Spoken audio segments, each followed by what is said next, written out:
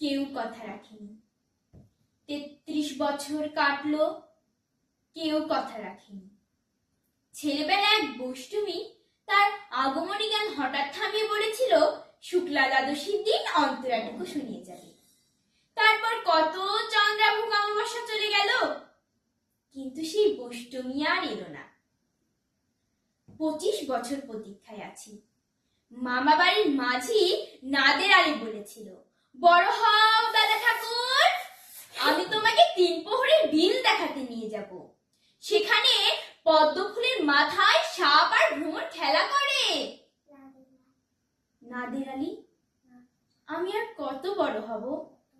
আমার মাথার ঘরের ছাদ ঘুরে আকাশ স্পর্শ করলে, তারপর তুমি আমায় ৩ প্রহরের বিল দেখাবে?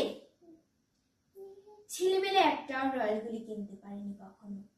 লাঠি লজেন্স দেখিয়ে দেখিয়ে চুষেছে লস্কর বাড়ির ছেলেরা। ভিখারির মতো অবিরল কণ্ঠে দাঁড়িয়ে দেখেছি চৌধুরীদের গেটে রাস উৎসব। অবিরল কণ্ঠে ধারার মধ্যে সুবর্ণ কঙ্কর পরা ফর্সা রমণীরা কত রকম আমোদে হেসেছে। আমার দিকে কেউ ফিরেও চায়নি। বাবা আমার কাছে বলেছিলেন, দেখিস একদিন আমরাও। বাবা এখন অন্ধ, দেখা হয়নি কিছু। সেই রয়্যালগুলি, সেই লাঠি লজেন্স, সেই রাস উৎসব আমায় কেউ ফিরিয়ে দেবে না। বুকের মধ্যে সুগন্ধি রুমাল রেখে বরুণা বলেছিল, যেদিন আমায় সত্যিকারের ভালোবাসবে সেদিন নাকি আমার বুকেও এরকম আতরের গন্ধ হবে।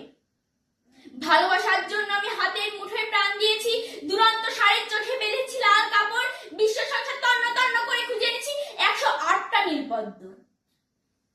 তবু কথা রাখিনি বরুণা। এখন তার বুকে শুধু মাংসের গন্ধ। এখন সে যে কোনো নারী। কেউ কথা রাখেনি। ৩৩ বছর কাটলো, কেউ কথা রাখে না, কেউ কথা রাখে না। সবাইকে ধন্যবাদ।